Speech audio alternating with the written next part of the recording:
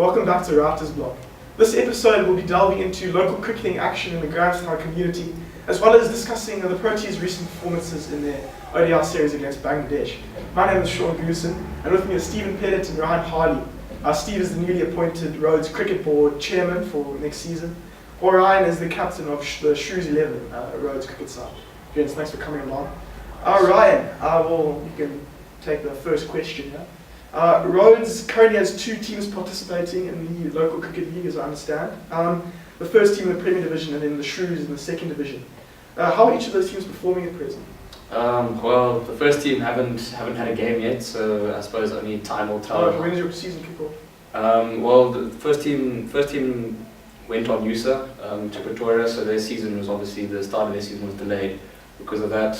But the Shrews season started like 3 or 4 weeks ago. So we've had 6 games in total, and yeah, we've got off to an unbeaten start, 6 from 6. So I suppose you could say the Shrews doing quite well.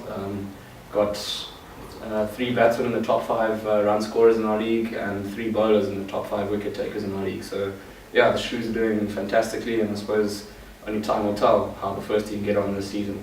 And how many sides are in each division? I think first division has 9 sides, I think, and the second division has 12 or 13 teams. From around the Grahamstown? Yeah, all from around Grahamstown, in the Albany, like some of the farmers league, farmers clubs like Southwell and Kenton, and then Port Alfred in there as well. So yeah, like it's from all around the lower Albany region. Okay, and across an entire cricketing season, how many formats do you play? Do you stick to one, or do you tend to play all 3? Well, we don't play the 4 or 5 day versions, obviously, but yeah, we play mostly 50 over cricket, and yeah, we do play a little bit of T20s, mostly in the Rhodes Internal Premier League, but yeah, like I said, mainly it's all 50 over cricket. Okay, awesome. And Steve, congratulations on your recent appointment. What are some of the challenges facing you as Rhodes Cricket Chairman for next year, and what are some of your goals? Well, I think at the moment the Rhodes Cricket is suffering from a sort of university-wide enigma where the participation across the board is going down, I think for various reasons. So my first goal at the moment is to try and get numbers back up in the club, and try and make the club a lot more competitive than it has been. Like Ryan said, the Shrews are at the moment the shining light of the club. They have been got taken off to an unbelievable start, and at this stage we're targeting hopefully a win in the league. The first team at the moment, we're going to see our goal at the moment is to try and make sure we've got 2 competitive teams, because we have recently merged the Rodents, which used to be the second team, into the Shrews, which is also now the Shrews is the second team, and there's 2 teams merged, hence why they're so strong. So I think our challenge is trying to get more and more players involved into Rhodes cricket, and there's so much talent that is being untapped across the university. We now need to start finding some of the best cricketers and making sure that they're playing for Rhodes every week, and we've got 2 competitive sides, and hopefully in the future bring that back up to the 3 sides we had, and even the 4 sides that we once had a couple of years ago. So those are the short-term goal at the moment, 2 competitive sides, and obviously, unfortunately, used to this year, we got relegated into B week, so our short-term goal is immediately getting back up to the USA A week and making sure that we're playing in the right leagues and the right teams and being competitive in those leagues. Okay, well, could you explain to us what the Pineapple Week is and when it's scheduled to commence? Okay, so Pineapple Week, or as a lot of people like to call it tourney, is pretty much the culmination of the entire season. It happens at the end of March, and just pretty much the week after the GCB season finishes. And basically what it is the oldest tournament in the country. I think the first edition was in 1903, around this, it's over 100 years old. And basically it's a week-long tournament with all the teams that play in the league. There's 2 divisions, like the league is the Premier Division and the second division, and it's basically just a week of cricket where they describe it as all the farmers and everybody putting down their tools and just playing cricket for a week. It happens in Port Alfred. The main sort of field there is at the Port Alfred Country Club, and there's just all these different fields around Port Alfred where all the sides play 50 over games. There's a group stage, then semis and final, and it's basically just a celebration of the sport, and everybody, you've got Rhodes players, you've got people in all the generations of all different ages and everything coming together and just showing how much they love the game and just playing in a week's tournament.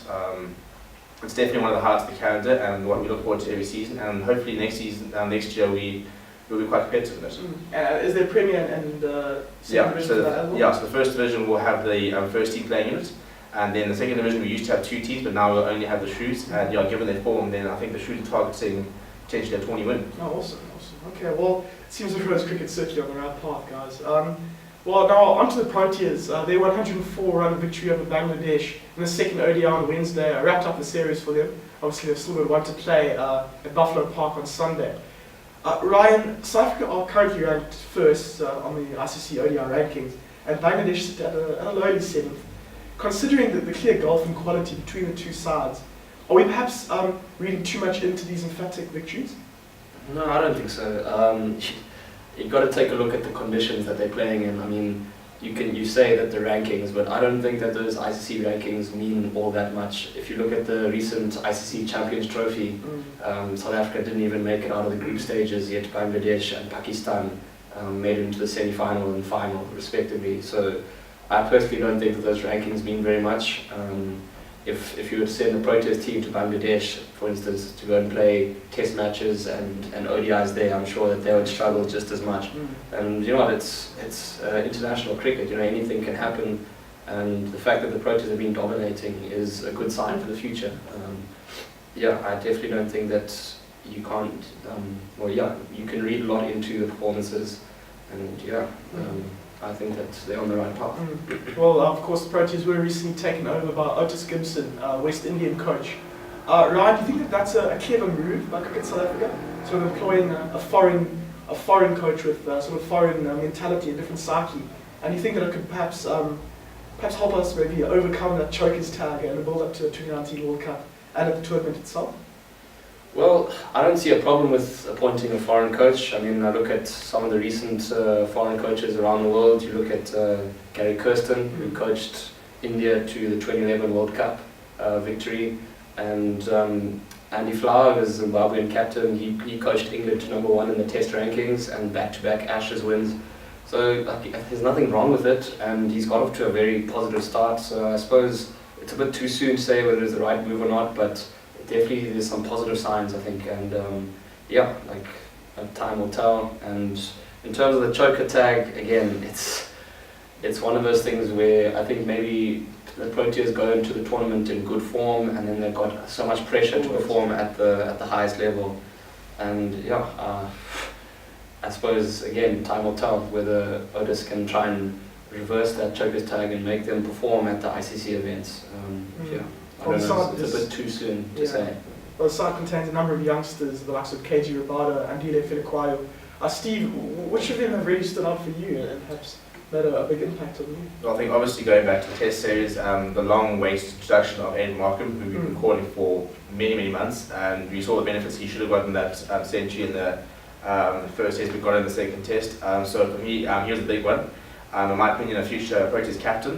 He obviously captained the under-19s to the World Cup victory, so obviously has what it takes to lead a side all the way. And what's good to see is that he's also been now included into the Sunday the squad for Sunday's last ODI at the expense of Hashim though he's getting a rest. So I'll be love to see how he does ODI, because if you look at his domestic form, it's been phenomenal. He's taken a while to get used to the standard, but since then he's been banging out 100 after 100.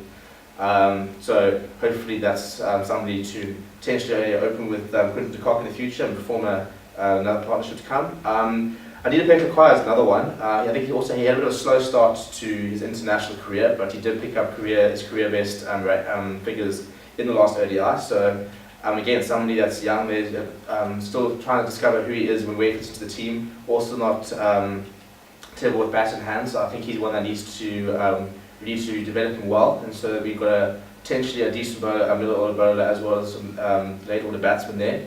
But the only one I'm a bit disappointed was Dane Paterson coming in, getting his debut. Hasn't got quite the effect that people would have hoped. But again, we can't crucify him too early. This is his first 2 matches in international cricket. His form in the domestic scene speaks for itself, which is why he's there. So hopefully on this weekend we'll see better from him. But I mean, the future is bright. We've got KG Rabada, Filikwayo, Markham, Quinton de Kock, all sort of below 25, and so going to be there for the next 5 to 8 years. So I think we're starting to see a lot more youngsters coming through, which is good to see. I think it's very important for Otis that he starts building up a diverse squad of experienced players and young players. So when it comes to 2019, he's got a good selection base of 20 players who could all take on and all have enough game time in the last couple of years. I think he's on the right track at the moment. Well, you touched on experience. Obviously, one player who's certainly not lacking in his AV de Villiers. He scored a mammoth 176 runs off of just 104 balls on Wednesday for a career-best total. Steve, good start for the Proteas? What I think you're seeing is just maybe the relief of him not being captain, and I think that it works for a lot of players. Is that some players you give them the captaincy and it only improves their game. I think for AB a lot of the pressure after the ICC Champions Trophy and how badly he did there, a lot of that I think was hindering his performance. Obviously he's still playing very well, but since then you just saw somebody who had taken time off from the game, gone back, reassessed himself where he stands in his life and his career cricket, and he just came on and put in one of the best displays you see. I mean, he's 176 off 104 balls is AB at his very best, and he just looked a whole different player. He looked so comfortable, so relaxed. You could see the celebration when he got that 100, how much it actually meant to him. And I think it just shows that his role in the team is so much better as being just the AB de Villiers, the batsman, the best batsman in the world, one of the best batsmen we've seen in the modern generation. And I think that if we're going to have any hope for the future, he needs to be the perfect way we build the team around, and that innings shows just how important he is to the Proteas. Absolutely. Or before we wrap up, Ryan, can we make it 3-0 on Sunday? The Proteas. Oh, definitely. I think that the quality that the Proteas have at the moment, the form they have, I think Bangladesh is struggling to take wickets. I definitely think that it should be nothing other than a W for the Proteas. That being said, I would like to see a bit of rotation. Some of the other guys getting a chance to go out there and show what they can do, because I think it's important, as Steve said, for depth going in future. There might be injuries, so we need to give other guys a chance and see how they go. But I definitely do think a win on Sunday.